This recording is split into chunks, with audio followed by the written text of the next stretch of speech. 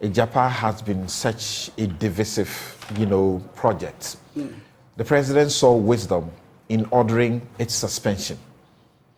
This led to special prosecutor, the first special prosecutor, leaving his office, resigning, because he complained about interference by the president on the presidency and government. Did you are surprised yourself that we are talking about money in the region of $12 million spent only at the level before the suspension? Are you not? Something, how I wish that we have all day to discuss this matter, because there's a lot of moving parts to it. There is a Bright Simpson angle, which Bright Simmons. Bright Simmons angle, which is entirely conjecture. Really? Yeah. Conclusions based on conjecture. I don't think that's an accurate statement to make. No, it is. I think you should allow me that, because I will allow you. That's my view, my understanding of everything he presented. No, but you cannot say conjecture when you have shown the evidence. Because the evidence, what is the evidence? The evidence of the cost and the value of the gold. You are a lawyer. Evidence is crystal. Evidence is empirical. Okay, show us the contrary. Go ahead. Now, show us the contrary. The issue is that the problem with Agyapa, and you see, it's unfortunate that we are relitigating a matter that was heavily litigated in the 2020 election, and the NDC lost it. Which means that Ghanaians understand, except that today we are exciting and inciting people based on some false emotion, talking about the unfortunate issue to do with dialysis machine at Kolebu to be a basis. But you know something, I know one thing about the listeners of your program. These are balanced, independent people who understand the issue. So Sami is not going to come here and begin to use that cheap emotional trick on people on this program. The matters to do with Agyapa is clear. Now, we are supposed to start from now, because the balance of it is known to Ghanaians, but we're supposed to continue from the 12 million issue, okay? But I'll go back a little bit to clear the fact of its being something done to rob this country of any value to benefit some people. That's not true. Entirely not true. Somebody is here very comfortably quoting Amidou and all of that, trying to say his report is Holy Bible. But he is the same person who said that Amidou cannot earn his confidence, or he doesn't trust Amidou. He is on record to have said that Amidou lacks credibility. But today, he's sitting in the studio amplifying Amidou. But you see, what is the value of that, more or less, that preemptive investigation done by corruption risk assessment done by Amidou? What is the value of it? One, it is mostly preemptive, trying to impute motive on something that has not happened, and you are a reputed lawyer. You cannot convict anybody. You cannot prosecute anybody based on suspicion. You cannot. Okay, you cannot. And that's why there's a mandate on you who alleges to prove beyond reasonable doubt that what you are claiming actually did happen. So you cannot. The law is that a multitude of suspicions do not constitute proof. Exactly. They are put together. Exactly. But in this case, look at it. We're looking at it. It hasn't resulted that, except if your politics wants you to conclude that it leads to something. That's what you will do. And that's exactly what happened in Parliament, because the matter to do with Agyapa, which was started in 2018 by the passage of the MIF Act, was collaboratively done in Parliament. The NDCs participated in that. Subsequently, in 2020, when the amendment was required to create the special purpose vehicle, it was participatory. The NDC was there, consultative, the representative of the people, the NDC parts across this country, 275 MPs sat in that chamber, debated the subject, and came to a conclusion and say, let's go ahead. So the as a legal framework. The premise is that. So our people agreed to advance with Agyapa through parliamentary processes. Now, where the NDC is making a case, after they have approved the SPV, a few days later, the transaction agreements came, sit and approve that also. Then they started raising questions, what's the money going to be used for? That was where this whole thing started. They started asking questions, what's the money going to use for? How substantial is that? The documents are before you. You are asking what the money is going to be used for. I, for the life of me, don't understand, because you are sitting in Parliament asking that question. If that money real is going to be used for anything, I bet you that Parliament will have input in that. So the NDC and this whole Agyapa thing is a political situation that we encounter. There is nothing criminal about it, and that's why I said Bright Simmons' position is conjecture, because you are trying to impugn motive on something that has not happened. And something where we sit now, I can impugn right now that something, the way you are asking certain questions of me, you are an NDC sympathizer. Would it be okay for me to conclude on that basis? Well, it happens every day. Yes, but I'm saying that. I'm used to it. Somebody actually says, Samson Ainini's last question to Bryce Simmons is mischievous and an attempt to wash Gabi clean. So this is obviously an NDC person. Right. Yeah. So for me, an objective person, I would say that person is not being fair to you, and that person cannot conclude because doesn't have the evidence to do so. So everything Sami and his party is doing cannot be in the interest of this country. It is, for once, about their parochial politics. And in fact, Ghanaians saw through this in 2020, and they voted against them. And I am telling you, apart from, and I say this very advisedly, that in certain jurisdictions they use the word low information voters. People who don't appreciate, because this whole Agyapa thing is complex.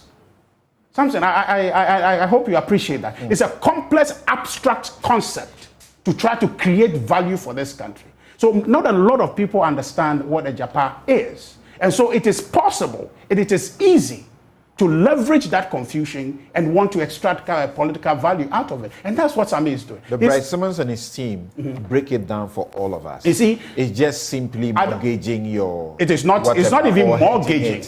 You said that earlier, and I told you it's not mortgaging.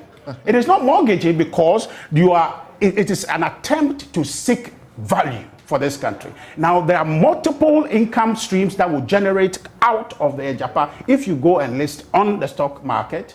The incidental appreciation in share value over time, that becomes value for us. And also the investments that we'll be making in mining companies who will be creating value, and therefore the appreciation in that value becomes returns for the state. So it is not a bad thing. And it's unfortunate that the NDC is perpetrating this lie on Ghanaians. And I want to look fair and square in the faces of Ghanaians and say, look, we sit here and we're saying that government is borrowing to develop this country. The Agyapa instrument is designed to generate revenue, capital, and capital to do expansive developmental work for this country, which will not be on our debt, on our books as debt, but it will be revenue that come that we can use to develop this country. So for the NDC to have created the false impression which led to the suspension of Agyapa, something I submit to you that is the actual financial loss to the state, because in anticipation of the agreement being passed, if the agreement had passed, the expenditure in the nature now we're talking about 12 billion would have been money well spent, because you would have gone ahead to list Agyapa on the London Stock Exchange and subsequently on the Ghana Stock Exchange, and those monies would have yielded the result that you were seeking. Bryce Simmons just showed you. What does he say? That time has proven that would have shortchanged ourselves. But the point is that those are conjectures. They are not factual.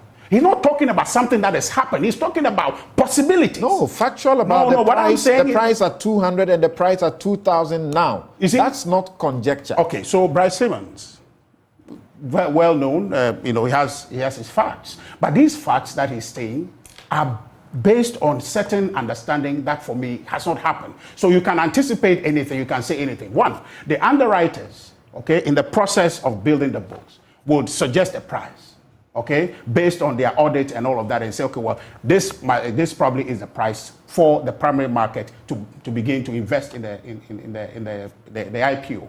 So if that price goes to market, that actually is just price set based on audit.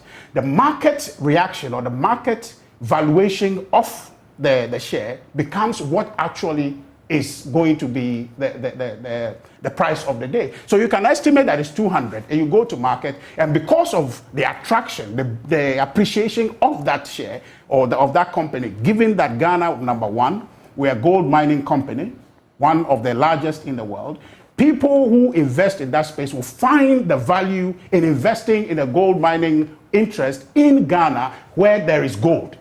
So a same company that may come from a non-gold mining company that sets up in an IPO to sell shares, people will not find attractive. So you have an inherent value which the market will place value on. So you can go based on competition. You go to market and say 200, but based on competition, you end up getting more than 200. You probably get at 2,000, you probably get at 4,000. But you cannot overestimate. Or this is a circumstance you say there's no investment that doesn't come with risk anyway. You can say that very well. And sometimes it will fluctuate. Yes. Sometimes you benefit, like the lithium we were discussing some time ago. We have seen that in recent days, the price has, taken a nosedive. Yes. But there's a possibility that it would appreciate again. Time. So Samson, with his wealth of experience, should know that you cannot overestimate the value before you go to market. Whatever you do, you leave a space in anticipation that, okay, what if, because really the whole process can fall flat. If you go and say, well, I'm floating these shares initially for $1,000, and people are like, that's too expensive. But you must bargain from a point of strength. But you see, that bargain is with who, right? Is your underwriter estimating the process beforehand. The real bargain happens in the market. And why? Something.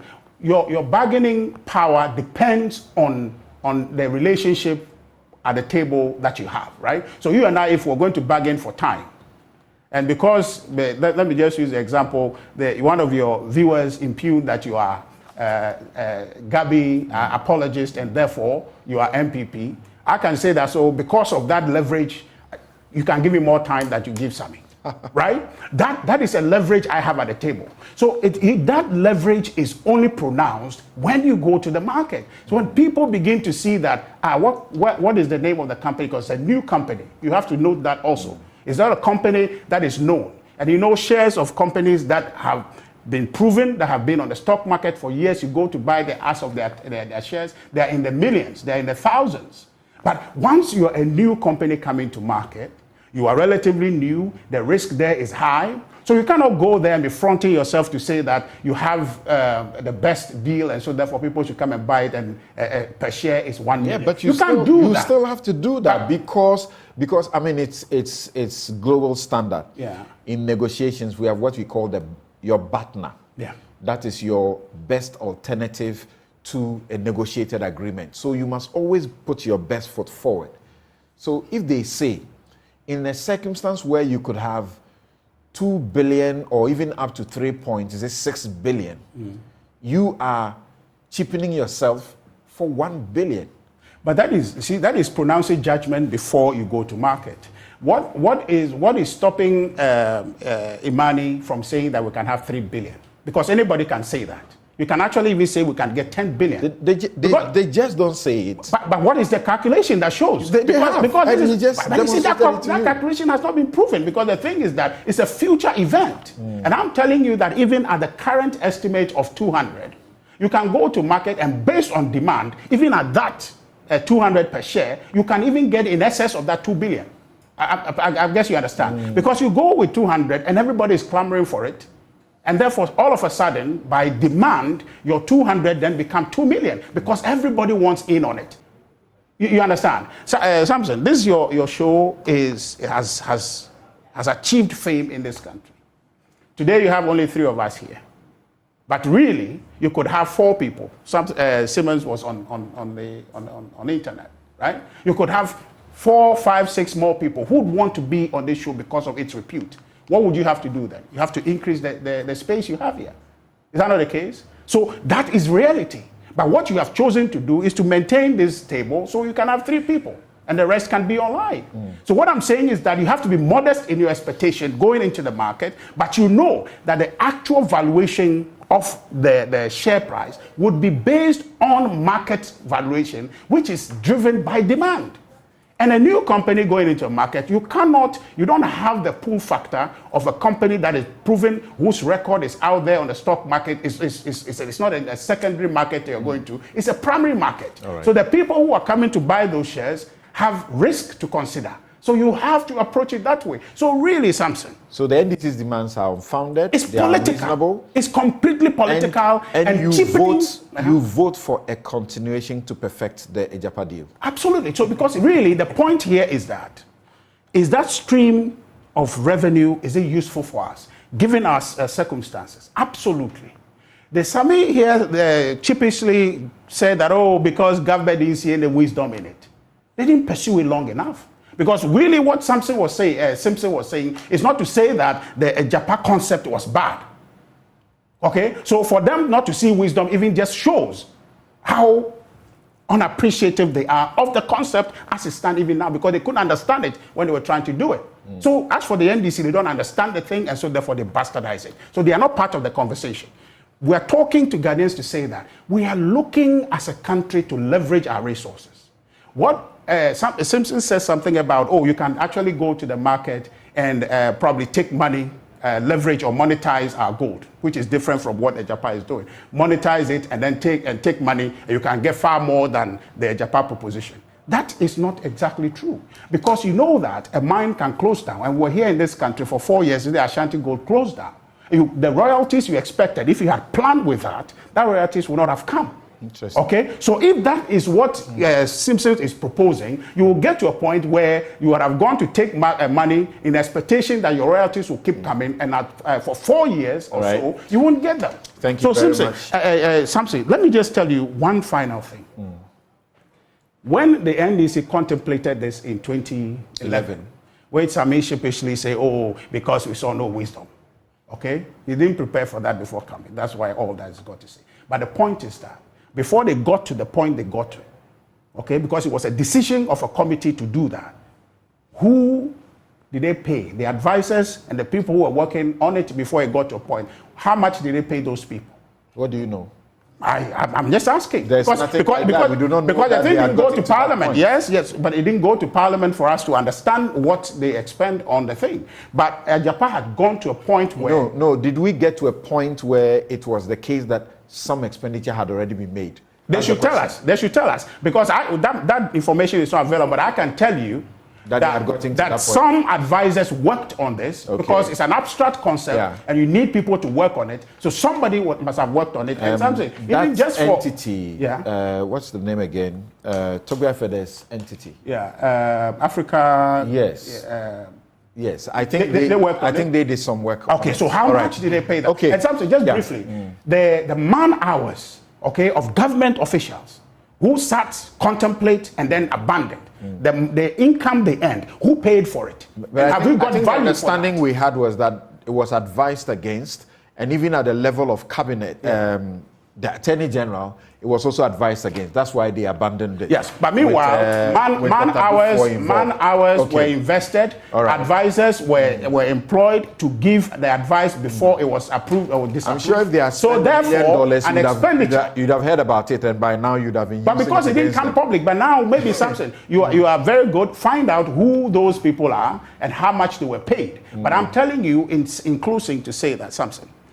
It has been proven that this Agyapa thing was nothing untoward being done. And the Equal Cost of Justice actually proved that all the noise about it were preemptive attempts to stop the thing from happening. And there was nothing in that to be held in court to be legal and to be right. So therefore, in conclusion, everything the NDC had done... that argument is on a different plane. I'm understanding, but I'm just saying... The fact that the government followed the processes and went to Parliament, that's why the ECOWAS court said... Exactly. What do you want us to do? Exactly. And so, if the thing had gone through Parliament, the people's representative approved it, what is the wrong in that? Because that is the government we have. That is how it has to happen. It must go to Parliament. I'm sorry, we're not Parliament continue this must discussion. approve. No. Thank you. I'm sorry. He has said a lot of things.